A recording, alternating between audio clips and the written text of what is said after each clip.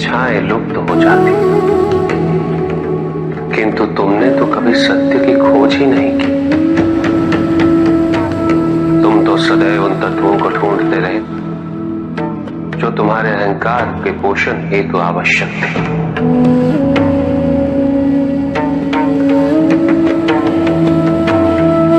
किंतु सत्य तो यही है कि ना कोई तुम्हारा है और ना तुम किसी के। जो है वो परमात्मा का है और जो नहीं वो भी परमात्मा का ही है। इस शरीर में तुम इस सत्य से अनभिज्ञ हो, किंतु इस शरीर के पूर्व तुम्हें इस सत्य का बोध था और इस शरीर के पश्चात भी रहेगा। प्रश्न ये है कि क्या तुम इस सत्य को अभी स्वीकार करना चाहते हो?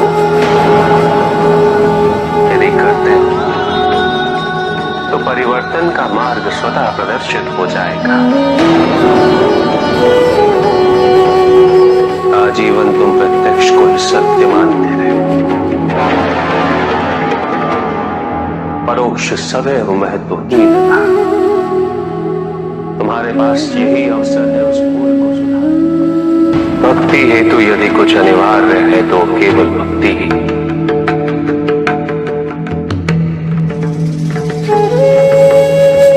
किंतु प्रश्न ये है कि क्या आपकी भक्ति संपूर्ण है?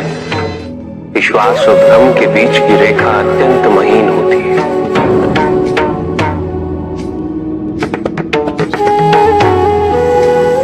असंख्य व्यक्ति ये नहीं समझ पाते कि उनका विश्वास विश्वास है या भ्रम।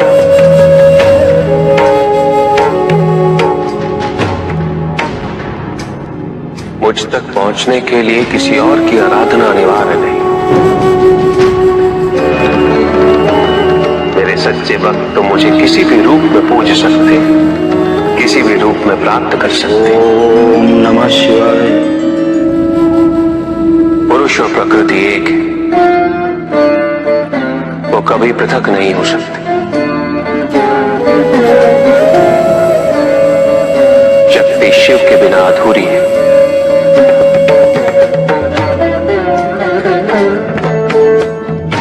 और शिव तो शक्ति के बिना शव के समान है। शिव शक्ति पुरुष प्रकृति का संतुलन सदैव अनर्थकारी सिद्ध होगा। शरीर में यदि स्त्री तत्वों की ऊर्जा नहीं तो शरीर निर्जीव है।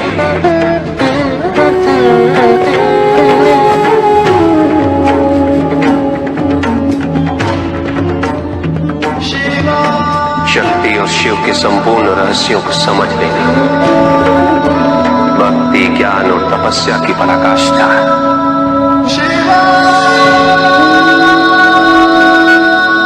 जब ज्ञान के लिए शब्द पर्याप्त ना हो, उदाहरण प्रस्तुत करना अनिवार्य हो जाता है।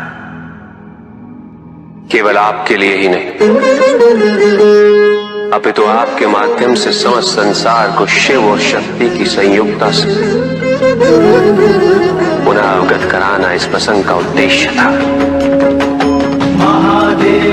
जो पूर्ण हुआ। महादेव महादेव।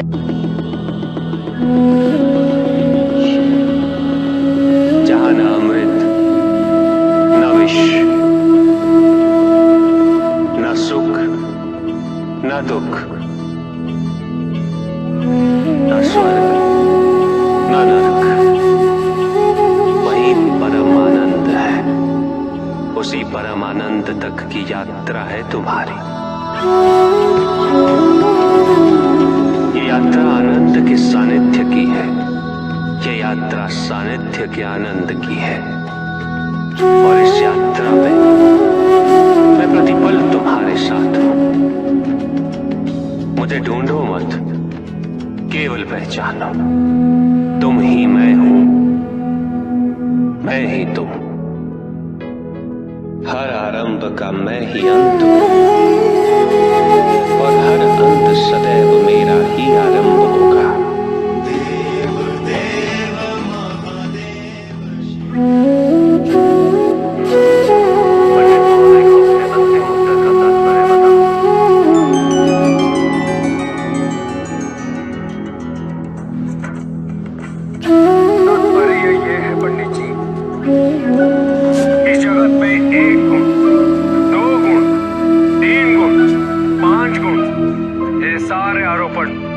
मानव का मस्तिष्क करता है, अन्यथा जगत तो ब्रह्म माया है और ये सारे गुण में माया मात्र है। सब कुछ निर्गुण है मेरे महादेव की भांति।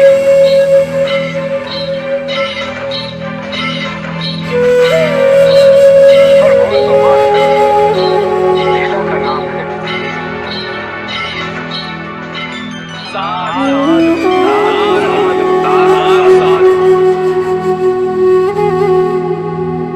किंतु प्रभु, ऐसा कोई ज्ञान तो इस संसार में है ही नहीं। वेद तो ईश्वर की आराधना, व्रत, तप, ज्ञान आदि क्रियाओं से करना सिखाता है। तो फिर निर्गुण वाली बात सत्य कैसे हो सकती है? वेद में ही सारा ज्ञान है पंडित महोदय। वेद का सही अर्थघटन करना इस समय संभव नहीं।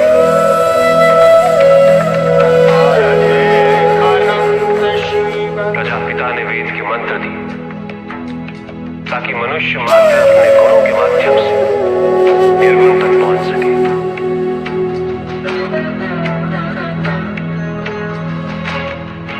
किंतु आप सब गुणों की मीमांसा में ही रुक गए। प्रश्न भी आपका और उत्तर भी आप ही का। व्रत, तप, दान, यज्ञ इत्यादि से ही संसार का निर्वाह होता है। किंतु उसी वेद में ईश्वर प्राप्ति के लिए निर्गुण बनने का मार्ग छिपा हुआ है। उस ज्ञान को आप देख नहीं पाते पंडित महोदय। इसीलिए अपने आप को देवताओं से अधिक ज्ञानी समझते।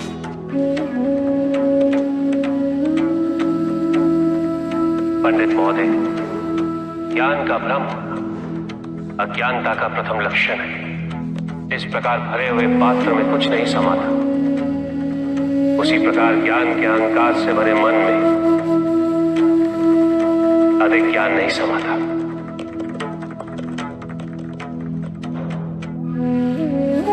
सकता हूं अवश्य।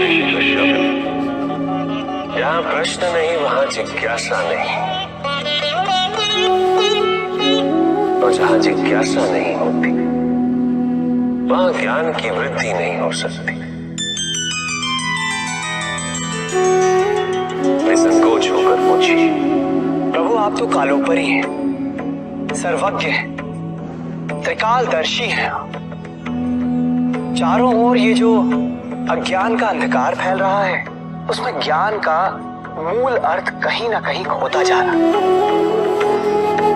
मेरा आपसे विनम्र निवेदन है प्रभु, किसी अन्य विषय पर चर्चा आरंभ करने से पूर्व हमारे और इस समस्त संसार के कल्याण और मार्गदर्शन हेतु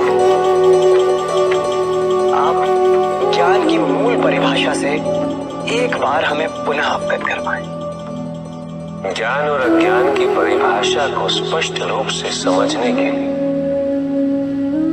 ज्ञान और अज्ञान की विशेषताओं का स्मरण करना आवश्यक है।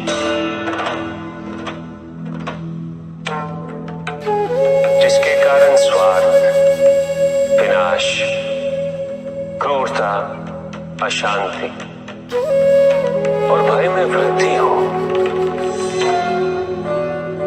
वह ज्ञान है। किंतु जो व्यक्ति को उदार, निर्भीक, सहनशील और विनम्र बनाए, वही अज्ञान है। अज्ञान की शक्तियां दुरुपयोग करने हेतु प्रेरित करती हैं, किंतु जो अपनी शक्तियों और अपने सामर्थ्य के प्रति अपने उत्तरदायित्व को समझाए, जो न केवल अपने अपितु अपने से पहले संसार के उद्धार हेतु प्रोत्साहित करे, वो ज्ञान है। ज्ञान का मूल उद्देश्य ही परोपकार है, सृजन है। दूसरों की भावनाओं को समझना, उनका आदर करना, यही ज्ञान है। क्योंकि ज्ञान हमें न केवल अपितु दूसरों के दुख और सुख के प्रति भी संवेदनशील बनाता है। किंतु जो दूसरों की भावनाओं का अनादर करे, उसे ज्ञान की श्रेणी में कैसे रखा जा सकता है? अज्ञान के कारण व्यक्ति सांसारिकता में बंधता जाता है, वो माया में उलझता जाता है। अज्ञान परम सत्य से दूर ले जाने का माध्यम है, किंतु ज्ञान व्यक्ति को परम सत्य की ओर ले जाता है। ज्ञान मुक्तिदायक है, मोक्ष का मार्ग है, और इस मुक्तिदायक ज्ञान का सर्वोच्च रूप है आत्मज्ञान, और यही ज्ञान की पूर्णता भी है। ज्ञान और अज्ञान का ये अंतर संसार में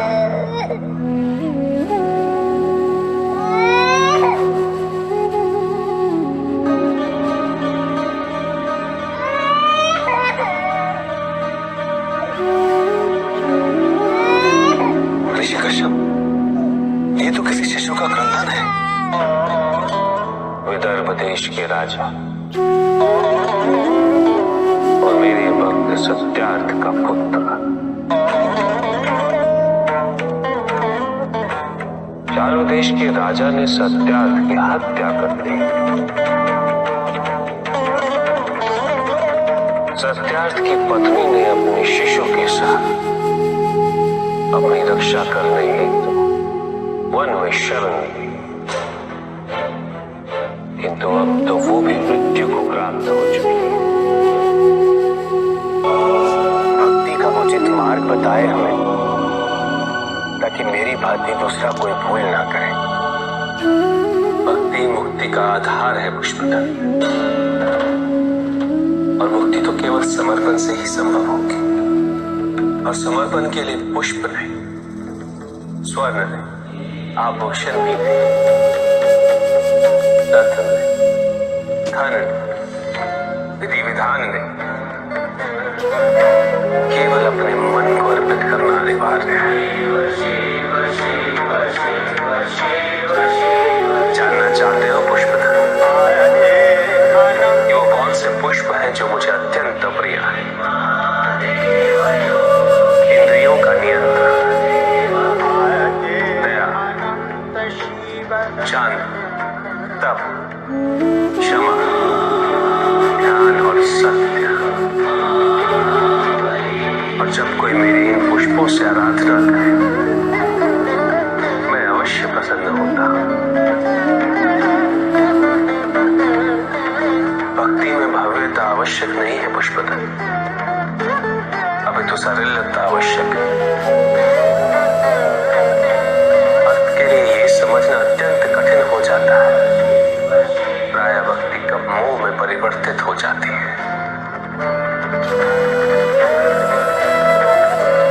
और ऐसे में पथ भ्रमित होना अनिवार्य है। किंतु पिताजी, कुछ व्यक्ति अहिंसा का व्रत कर रहे हैं, किंतु अधिकांश व्यक्ति तो अस्त्र शस्त्रों से सुसज्जित होकर घूम रहे हैं। शरीर की रक्षा के लिए बड़े दुर्ग बनाए जा रहे हैं, कवच बनाए जा रहे हैं, क्योंकि उन्होंने स्वयं योग और शुभता के कवच का त्याग कर दिया पुत्र, क्योंकि अब शुभता उनके लिए जीवन को जीने का आधार नहीं रह गई, क्योंकि योग तो अब केवल उनके लिए एक कठिन सी साधना है। जो व्यक्ति, जो समाज योग से और साधना से जितना विमुख होगा, वो समाज आत्मरक्षा के लिए कवच, दुर्ग और अस्त्रों और शस्त्रों के निर्माण हेतु सदैव विवश होगा।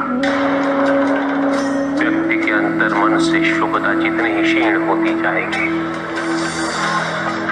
योग की अग्नि जितनी कम होती जाएगी, उसके जीवन में अंधकार की अग्नि भी उतनी ही प्रचंड होती जाएगी।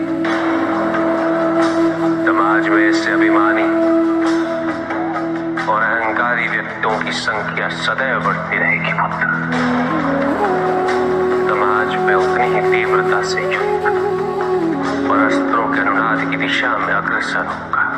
किंतु पिताजी, जो समाज योग शुभता से विमुख होता जा रहा है, उन्हें कैसे लौटाया जाए? प्रयत्न चाहे एकमात्र किसी के भी धरातल पे चले, जब तक सृष्टि के किसी भी अंश, जब तक एक प्राणी भी शुभता और योग के द्वारा इस समाज को संचालित करने के लिए प्रयत्नशील रहेगा, जब तक वो शुभता और योग को केवल शोभा की वस्तु नहीं समझेगा, तब तक सृष्टि में शुभता की पराजय असंभव है पुत्र। तब तक योग, बल और शुभता का समापन नहीं हुआ। परिस्थितियां कैसी भी विकट हो पुत्र, अहंकार के अंधकार का आवरण चाहे कितना भी घना, आध्यात्म, योग और शुभता का एक लघु दीपक सदैव उस पर विजयी होता रहेगा।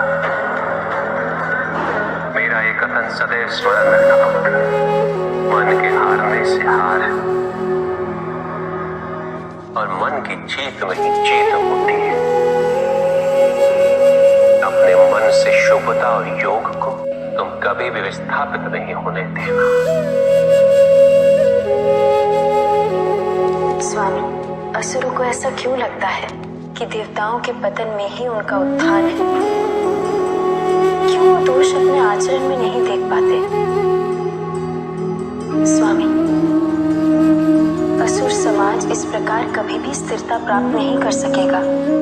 हाँ पार्वती, किसी का पतन किसी के उत्थान का आधार नहीं बन सकता। उत्थान तो व्यक्तिगत होता, आंतरिक होता। जब किसी समाज में प्रत्येक व्यक्ति इस आंतरिक उत्थान के लिए अग्रसर है, तभी समाज में परिवर्तन वास्तविक रूप से संभव है। प्रतिशोध में हिंसा,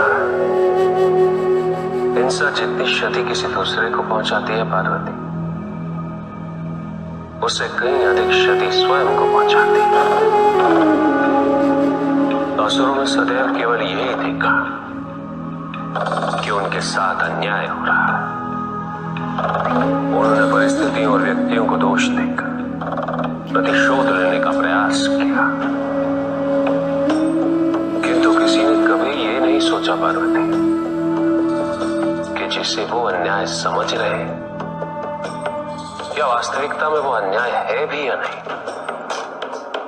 और यदि अन्याय है तो उसके कारण क्या।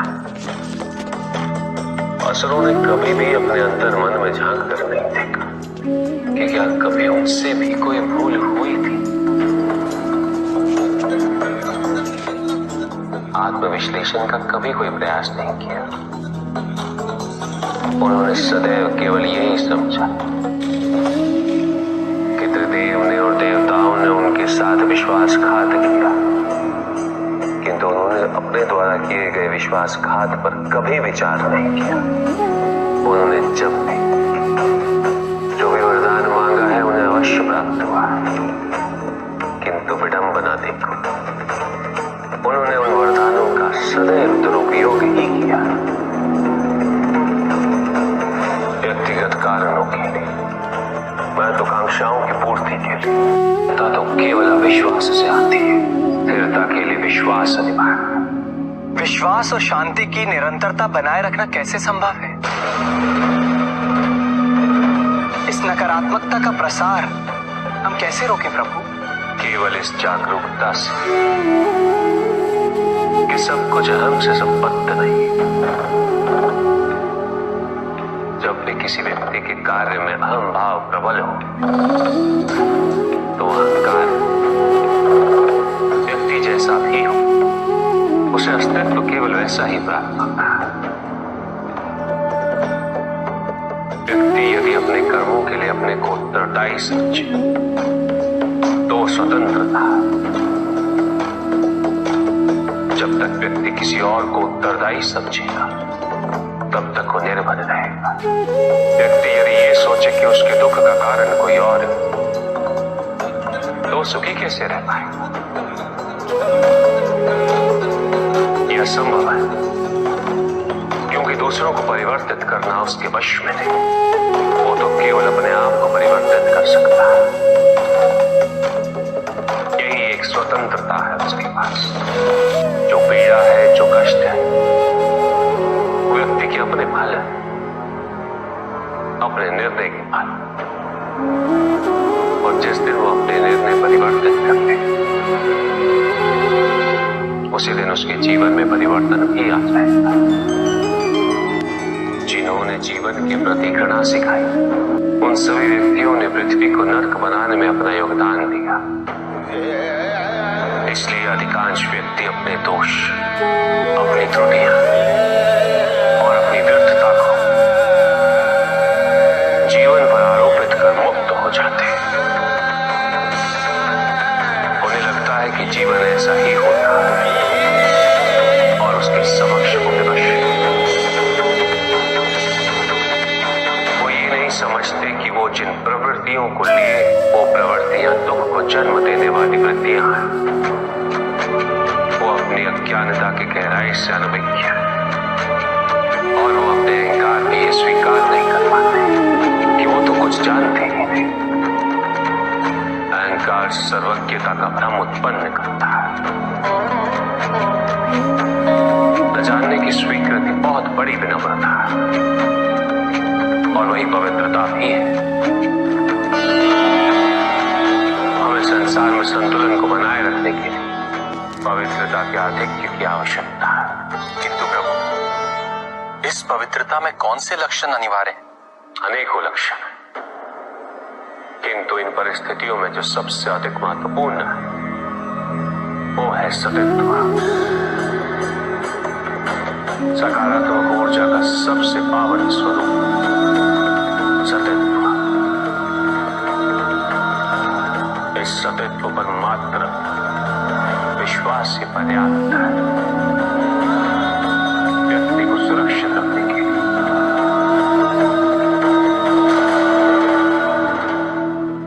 युद्ध किसी व्यक्ति से नहीं गणेश, मानसिकता से होता।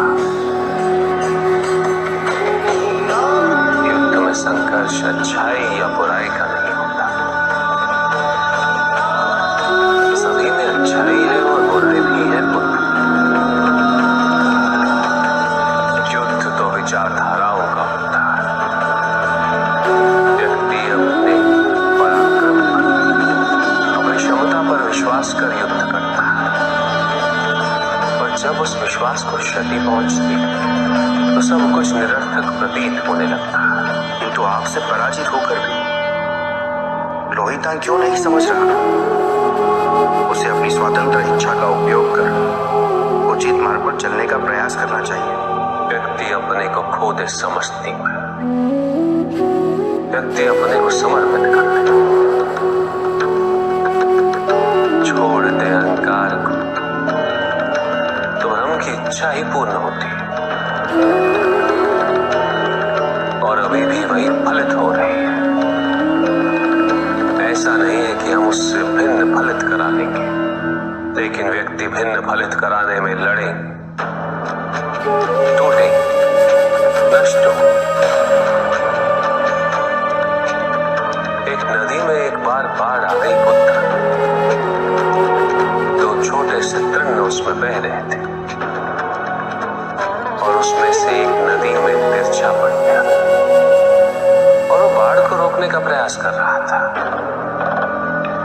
वो अत्यंत ऊंचे स्वर में कह रहा था कि नदी को आगे नहीं बढ़ने देगा। यद्यपि नदी तो बस बढ़ती ही जा रही थी। वो फिर ऊंचे स्वर में यही कह रहा था कि मैं इसे अवश्य रोकूंगा, यद्यपि रोक नहीं पा रहा था। नदी को तो उसके संघर्ष का कुछ भी पता नहीं चल रहा था, किंतु नदी को उसके होने या ना होने से क्या अंतर था। उस कण के लिए तो यह अत्यंत महत्वपूर्ण था। उसका जीवन तो संकट में था। वो तो बस बहे जा रहा था। वो जहां भी पहुंचता, किंतु उससे पहुंचना तो संघर्ष करके ही था। किंतु ये बीच का क्षण, ये बीच का काल दुख, पीड़ा, द्वंद्वता का काल है। वहीं दूसरी ओर जो दूसरा तृण था, उसने अपने को समर्पित कर दिया।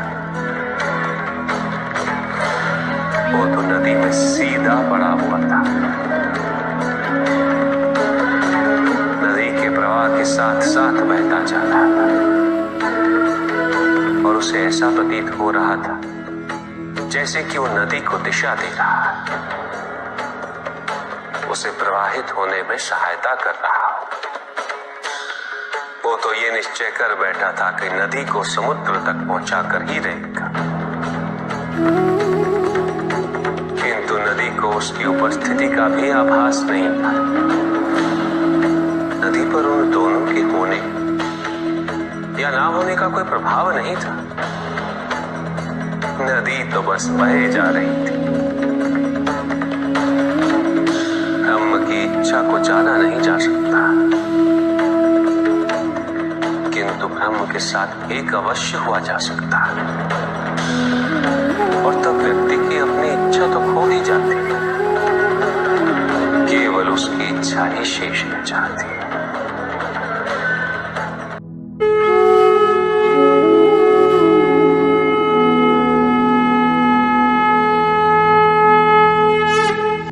कभी सोचा है क्यों बार बार तेरा दिल टूटा? क्यों हर बार जब तू कुछ पाने के करीब पहुंचा सब कुछ छिन गया? शायद इसलिए क्योंकि तेरे लिए कोई साधारण योजना नहीं बनी थी। ये सब यूं ही नहीं हो रहा था। तू जिसे दर्द समझ रहा था वो दरअसल महादेव की योजना थी। और अब उस योजना का समय आ गया है। अब महादेव खुद तुझसे कहने वाले हैं, तू मेरा है और तुझे मैं खुद बना रहा हूं। ये आवाज सिर्फ तेरे लिए है। सुन ध्यान से। तू यहां तक यूं ही नहीं पहुंचा।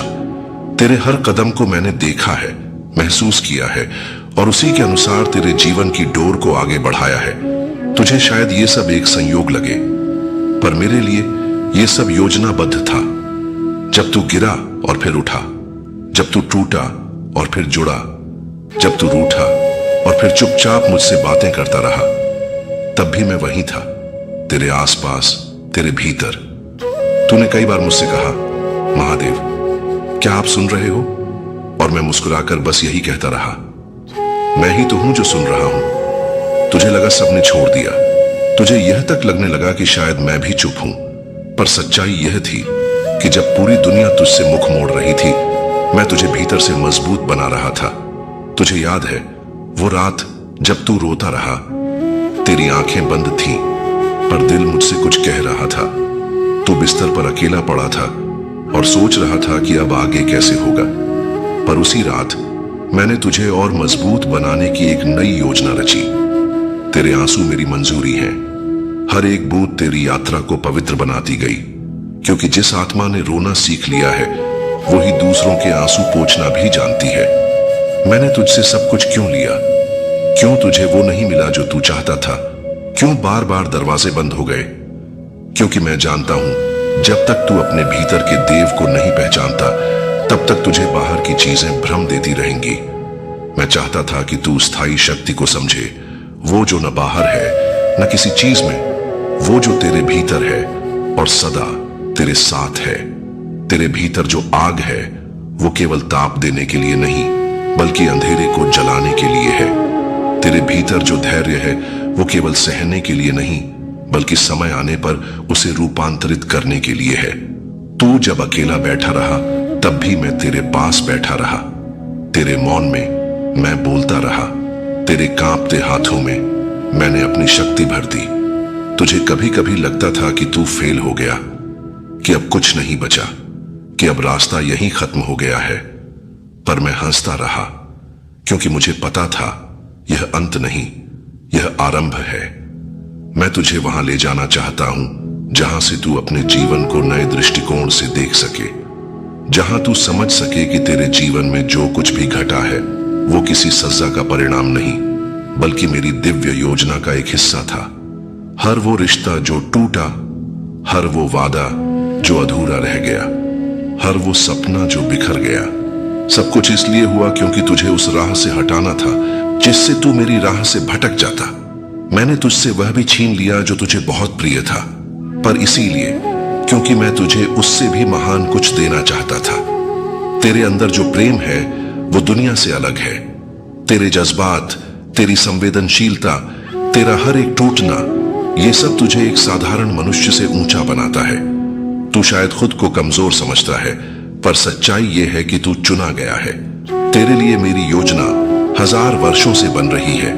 तेरे पूर्वजों की प्रार्थनाएं, तेरे बीते जन्मों की तपस्या, तेरे वर्तमान के आंसू, ये सब मेरी योजना का हिस्सा है। तू जब किसी की मदद करता है बिना स्वार्थ के, तब तू मेरी योजना को आगे बढ़ा रहा होता है। तू जब हार मानने की स्थिति में भी फिर उठता है, तब तू मुझे गौरव देता है। तू जब सबसे कहता है कि मेरा कोई नहीं, तो मैं कहता हूं मैं ही तेरा सब कुछ हूं। तुझे कोई नहीं समझ पाया क्योंकि तू साधारण नहीं है। तेरे दर्द को कोई नहीं पहचान पाया क्योंकि वो केवल मेरे द्वारा रचा गया था। तेरी रातें सबसे लंबी थीं क्योंकि तेरी सुबह सबसे विशेष है। अब वक्त आ गया है। अब वो समय है जब तू मेरी योजना को साकार होते देखेगा। जिस चीज के लिए तू वर्षों से रो रहा था वो अब तुझसे दूर नहीं। तेरा संघर्ष अब रंग लाने वाला है। जो तुझे बार बार गिराता रहा वो अब तुझे ऊपर उठाने का कारण बनेगा। जो तेरे खिलाफ थे अब वही तेरे लिए खड़े होंगे। जो तुझे नीचा दिखाते थे अब वही तेरे चरण छूने को मजबूर होंगे। पर मैं चाहता हूं कि तू अहंकार न करे, क्योंकि ये जीत मेरी योजना की जीत है और तू उसका माध्यम है। अब तू वो देखने वाला है जो आज तक तुझसे छिपा था। अब मैं तेरी आंखों को वो दिखाऊंगा जो सामान्य लोग देख भी नहीं सकते। अब मैं तुझे तेरे स्वरूप से मिलाने वाला हूं। तू कौन है, क्यों है और इस धरती पर तेरा कार्य क्या है, अब सब स्पष्ट होने वाला है। अब जब तू थोड़ा समझने लगा है कि मैं क्यों चुप था, अब मैं तुझे वो बताने वाला हूं जो वर्षों से तेरे लिए संभाल कर रखा था। तेरे भीतर जो द्वंद्व चलता है वो मेरे और तेरे बीच का संवाद है। तेरे मन में जो सवाल उठते हैं वो इस यात्रा का हिस्सा है, क्योंकि जब तू सवाल करता है तभी तू खोज में निकलता है। और मेरी योजना ही यही थी कि तू सत्य की खोज में निकले, न कि दुनिया की भीड़ में उलझा रहे। तेरा दुख, तेरी थकावट, तेरी हार, ये सब इसलिए दी गई क्योंकि मैं चाहता था कि तू इन सबसे बड़ा बन जाए। जो आत्मा हर बार टूटकर भी संवरती है वही आत्मा मेरे लिए योग्य होती है। और तू उस आत्मा में से एक है, एक ऐसा दीपक जो बार बार बुझाया गया ताकि अंत में जब जले तो युगों को रोशन करे। तूने जब अपने भीतर कहा मैं हार गया, तभी मैंने तेरे लिए एक और दरवाजा खोल दिया। तूने जब कहा अब और नहीं सहा जाता, तभी मैंने तुझे एक और सांस दी। तू जब अकेले बैठा रहा और मुझसे कहा मुझे कुछ नहीं चाहिए महादेव, बस आपका साथ चाहिए, तब मैंने पूरी सृष्टि से कह दिया देखो यह मेरा सच्चा भक्त है जो सब कुछ खोकर भी मुझे नहीं भूला। तेरी यही बात मुझे सबसे प्रिय है। तू टूटा फिर भी तूने मुझे छोड़ा नहीं। तू गिरा फिर भी मेरी तरफ देखा। यह रिश्ता जो तूने मुझसे जोड़ा है वो किसी मंदिर, किसी पूजा, किसी प्रसाद से बड़ा है, क्योंकि तूने मुझे अपने आंसुओं में पुकारा है, अपने मौन में महसूस किया है। अब मेरी योजना के अगले चरण की शुरुआत हो चुकी है। तेरे भीतर जो शक्ति मैंने वर्षों से सहेज कर रखी है, वो अब जाग रही है। अब तेरे सपनों को कोई रोक नहीं सकता।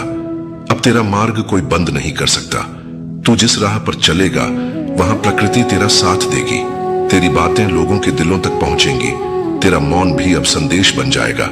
लोग तुझसे कहेंगे, तू बदल गया है, पर सच्चाई ये है, तू अब वास्तविक रूप में आ गया है।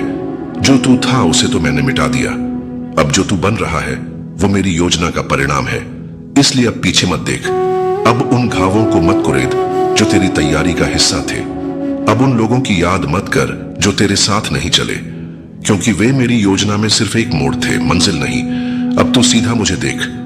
तेरे हर सवाल का उत्तर मैं हूं। तेरे हर डर का समाधान मैं हूं। तेरे जीवन में जो विलंब हुआ वो देर नहीं, मेरी तैयारी थी। मैं तुझे तब तक बाहर की दुनिया में नहीं भेज सकता था जब तक तू भीतर की दुनिया से न गुजर जाए। अब तू तैयार है। अब तू केवल एक व्यक्ति नहीं, एक मिशन है, एक उद्देश्य है, एक दिव्य योजना का मुख्य पात्र है। जो तू सोचता था, मैं क्यों, अब वही उत्तर बनेगा, क्योंकि तू ही योग्य था। तू अब जिस कार्य में लगेगा वहां मेरी उपस्थिति होगी। तेरे शब्दों में मेरी शक्ति होगी। तेरे कर्मों में मेरी दिशा होगी। जो लोग तुझे समझ नहीं पाए, अब वही लोग तेरे पास सीखने आएंगे। जो तू खो चुका है उसका शोक मत कर। जो आने वाला है वो कहीं अधिक बड़ा है। अब मैं तुझे उस स्थिति में लाऊंगा जहां तू रोने के लिए नहीं, बल्कि औरों के आंसू थामने के लिए जन्मा लगेगा। अब मैं तुझे वहां ले जा रहा हूं जहां तू कह सकेगा, धन्यवाद महादेव, आपने मेरा सब कुछ छीनकर मुझे वो बना दिया जो मैं कभी खुद भी नहीं सोच पाया था। अब तू पीछे मुड़कर मत देख, क्योंकि अब तू मेरी योजना का चेहरा बन चुका है।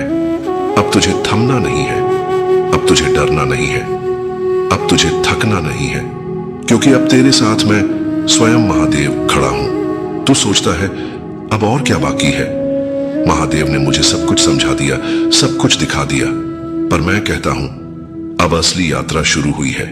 अब जो आगे है वो सबसे कठिन होगा, पर साथ ही सबसे महान भी, क्योंकि अब तू केवल अपने लिए नहीं चल रहा। अब तू उस यज्ञ का हिस्सा है जिसमें तेरे भीतर की समर्पण अग्नि से पूरे युग को प्रकाश मिलेगा। मैं जानता हूं तू थका हुआ है, पर अब यह थकावट तुझे पीछे नहीं खींचेगी, बल्कि यह तेरे भीतर के लावे को बाहर लाएगी। अब जब तू चल रहा है तो हर कदम पर मेरी दृष्टि है, हर मोड़ पर मेरी शक्ति है। तू खुद नहीं जानता कि तू क्या क्या कर सकता है, क्योंकि मैंने तुझे अब तक खुद से छिपा कर रखा था। अब मैं तुझे तुझसे मिलवाऊंगा। तू समझता है कि तू एक व्यक्ति है, पर मैं तुझे एक ऊर्जा के रूप में देखता हूं, एक ऐसी ऊर्जा जो सृष्टि में कंपन पैदा कर सकती है। तेरा मौन भी अब आदेश की तरह गूंजेगा। तेरा धैर्य लोगों के लिए मिसाल बनेगा। तेरी क्षमा मेरे शस्त्र से भी अधिक तीव्र होगी, और तेरे आंसू अब वो कमजोरी नहीं रहेंगे, अब वो आशीर्वाद बनेंगे। जिस दिन तू अपने दर्द को स्वीकार कर लेगा, उसी दिन तू उस शक्ति को छू लेगा जिसके लिए देवता भी तपस्या करते हैं। तेरे भीतर जो तूफान उठता है उसे मैंने जागृत किया है, क्योंकि अब तुझे सिर्फ बहना नहीं है, अब तुझे दिशा बननी है। अब तुझे उनके लिए रास्ता बनाना है जो अंधेरे में है और सोचते हैं कि कोई मार्ग नहीं। अब तू सिर्फ अपने लिए सफल नहीं होगा, तू दूसरों के लिए प्रेरणा बनेगा। जो लोग कहते थे तू कुछ नहीं कर पाएगा, अब वही कहेंगे, अगर वो कर सकता है तो हम भी कर सकते हैं। तेरा जीवन अब एक उत्तर बन जाएगा उन सबके लिए जो हार मान चुके हैं, जो अंधकार में खो चुके हैं, जो खुद को भूल चुके हैं। अब तुझे याद रखना होगा, तेरा एक भी कदम व्यर्थ नहीं जाना चाहिए। तेरा एक भी शब्द अनमोल है। तेरा एक भी कर्म अब मेरे ध्यान में आता है। तेरे कर्म अब छोटे नहीं होंगे, तेरे विचार अब साधारण नहीं रहेंगे। मैंने तुझ में जो आत्मा रखी है वो अनंत कालों से तेजस्वी है। जब तू रुकता है मैं भी ठहरता हूं, जब तू चलता है मैं भी साथ चलता हूं, जब तू लड़ता है मैं तेरे भीतर खड़ा होता हूं, क्योंकि तुझे अब किसी से डरने की जरूरत नहीं। जो तुझे हानि पहुंचाने आएंगे वो मेरे समक्ष पहले गिरेंगे। तू बस बस विश्वास रख, क्योंकि मेरी योजना तुझसे बड़ी है। पर तेरा विश्वास मेरी योजना से भी बड़ा बन सकता है। तू जब मुझसे सच्चे दिल से कहता है मैं तैयार हूं महादेव, तो मेरी सारी सृष्टि तुझे रास्ता देने के लिए झुक जाती है। और अब तू तैयार है। तेरे जीवन में जो तूने खोया, अब उसका हर हिस्सा लौट कर आएगा, एक नए रूप में, एक नए तेज के साथ। जो प्रेम तूने खो दिया था, अब वो तुझ में समाहित हो जाएगा। तेरी आत्मा अब इतनी विशाल हो जाएगी कि उसे बांधने की कोशिश करने वाले खुद बिखर जाएंगे। तेरे विचार अब केवल सोच नहीं रहेंगे, वो मंत्र बन जाएंगे। तेरी शांति अब मौन नहीं होगी, वो उद्घोष बनेगी। अब तू केवल किसी की संतान नहीं है, अब तू स्वयं एक शुरुआत है। मैंने तुझे चुपचाप परखा, मैंने तुझे अकेले सहने दिया, मैंने तुझे बार बार छोड़ा ताकि तू खुद को पकड़ सके। क्योंकि जिसे मैं चाहता हूं उसे पहले अकेले चलना सिखाता हूं, उसे पहले सभी से दूर करता हूं, ताकि जब वो लौटे तो वो केवल मेरा हो। अब मैं तुझे खोने नहीं दूंगा। अब जो भी होगा वो मेरी इच्छा से होगा, तेरे पक्ष में। अब कोई ताकत तुझे रोक नहीं सकती जब तक तू खुद न रुकना चाहे। अब तू मेरा प्रतिनिधि है, सभी भ्रमों से परे, सभी सीमाओं से ऊपर। तेरा हर क्षण अब साक्षात्कार बन जाएगा। जो तू सोच रहा था कि तेरा अंत है, वही तो तेरे पुनर्जन्म की शुरुआत थी। अब तुझे वही लोग तलाशेंगे जो एक समय में तुझे छोड़ चुके थे। अब तू जिन राहों पर चलेगा, तेरी अच्छाई तेरी हार नहीं थी, वो मेरी परीक्षा थी। मैंने तुझे इस दुनिया में इसलिए भेजा था ताकि तू यह साबित कर सके कि भलाई हार नहीं मानती, भले ही उसे समय लगे। तू कहता रहा मुझे वो नहीं मिला जो मैं चाहता था, पर मैंने तुझे वो दिया जो तुझे बनना था। क्योंकि जो तू चाहता था वो तेरी सोच थी, पर जो मैं चाहता हूं वो तेरे भाग्य की योजना है। अब तेरा भाग्य तेरी तरफ लौट रहा है, धीरे धीरे पर निश्चित। अब तुझे वो आवाजें सुनाई देंगी जो पहले दबा दी गई थी। अब तुझे वो रास्ते खुलते दिखेंगे जो पहले बार बार बंद हुए थे। अब तुझे वो इंसान मिलेंगे जो तुझे पहचानेंगे दिल से, आत्मा से। क्योंकि अब तू पहले जैसा नहीं रहा। तेरी आत्मा अब सशक्त है, तेरा हृदय अब स्वच्छ है, तेरे संकल्प अब अडिग हैं। मैंने तुझसे सब कुछ इसलिए छीना ताकि तू मेरी योजना में सबसे मजबूत हिस्सा बन सके। जो तू सह गया वो किसी की कल्पना से परे है, पर उसी सहने से तू वो बना है जो अब किसी को नजर आ रहा है। लोग अब तुझे देखेंगे और कहेंगे इसमें कुछ अलग है, इसमें कोई शक्ति है। और मैं मुस्कुराकर कहूंगा हां, इसमें मेरा अंश है। अब तेरे शब्द नहीं, तेरी उपस्थिति बोलेगी। अब तू जहां जाएगा वहां हवा बदल जाएगी। तेरे विचार अब समाधान बनेंगे, तेरे कर्म प्रेरणा। तू अब खुद को सीमित मत समझ, तेरा जीवन अब सीमाओं को पार करने का उदाहरण बनेगा। जिस दिन तू अपने दुख को धन्यवाद देने लगेगा, उस दिन तू मेरे सबसे करीब होगा। क्योंकि जिसने दुख को समझ लिया उसने शिव को पा लिया। अब जो तू बनेगा वो तुझसे नहीं, मुझसे उपजा हुआ होगा। तेरा प्रत्येक कदम अब सृष्टि के लिए होगा। तू किसी को क्षमा करेगा तो वो भीतर से बदल जाएगा। तू किसी को देखेगा तो उसे खुद पर विश्वास हो जाएगा। तेरी चुप्पी अब गुरुत्व बन जाएगी, तेरा मौन अब मेरी आवाज बनेगा। अब तू मेरी योजना का चरम स्वरूप है। अब कोई भ्रम, कोई भय, कोई फरेब तुझ पर काम नहीं करेगा, क्योंकि तू जाग चुका है। जो अब तेरे सामने आएगा वो तुझे तोड़ने नहीं, निखारने आएगा।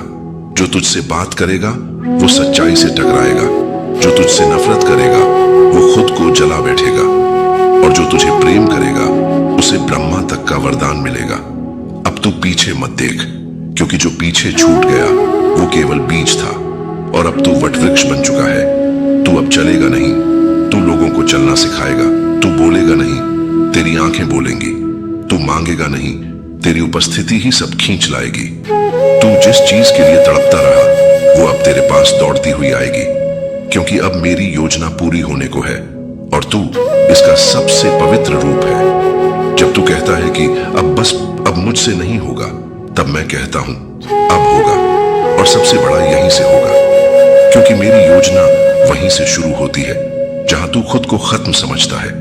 मैं जानता हूं तू थक गया है, तेरी उम्मीदें बार बार टूटी हैं, तेरा भरोसा बहुतों ने तोड़ा है, पर सुन, मैंने तुझे कभी नहीं तोड़ा, मैंने तुझे गढ़ा है। मैंने तुझे ठोकरें इसलिए नहीं दी कि तू गिर जाए, बल्कि इसलिए दी कि तू उठे और ये जान पाए कि तेरा सहारा सिर्फ मैं हूं।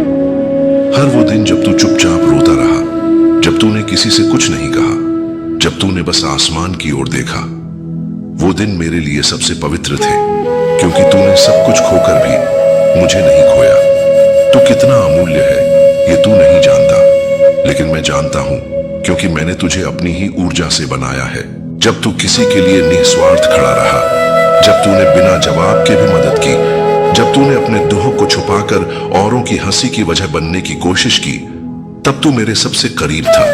इसलिए अब तुझसे वादा करता हूं, तेरा हर आंसू अब मोती बनेगा, तेरी हर हार अब पहचान बनेगी, तेरा हर टूटा सपना अब आशीर्वाद में बदलेगा। तू जिस समय का इंतजार कर रहा था वो अब आ चुका है। अब तू भाग्य से नहीं चलेगा, अब तू मेरी आज्ञा से चलेगा। अब जो लोग तुझे देखकर मुस्कुराएंगे उन्हें समझ भी नहीं आएगा कि तू क्या बन चुका है, लेकिन तू जानता होगा कि ये सब मेरे द्वारा रचा गया है। मैंने तुझ में कुछ ऐसा रखा है जो हर किसी में नहीं होता। मैंने तुझसे बहुत कुछ लिया, पर अब तुझे वही लौटा रहा हूं, और उससे कहीं अधिक। तेरे जीवन की जो गति पहले धीमी थी, अब वह वेग से बढ़ेगी। तेरी प्रार्थनाओं की जो गूंज पहले मौन थी, अब वो ब्रह्मांड में कमांड बन जाएगी। तेरे हाथ जो कांपते थे, अब वही हाथ करुणा और संकल्प का प्रतीक बनेंगे। जो लोग तुझे असफल समझते थे, अब वही लोग तुझे दिशा पूछेंगे।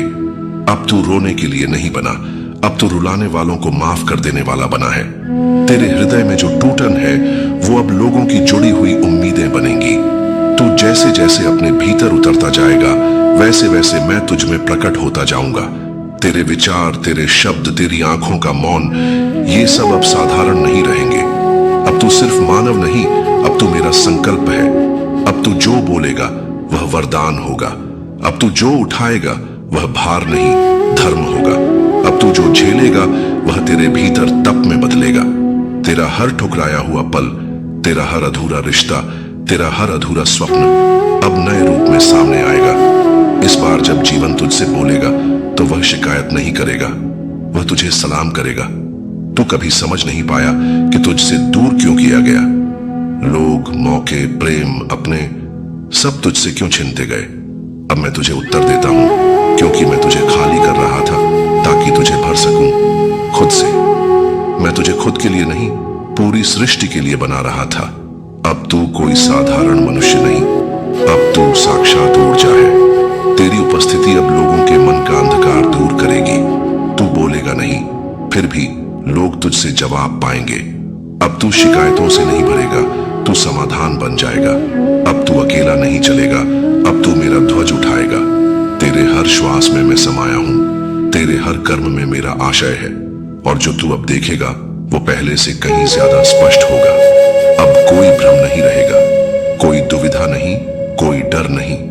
अब तू शिव का यंत्र है, अब तू मेरा कर्म है, अब तू मेरी योजना का जागृत रूप है। अब समय आ गया है।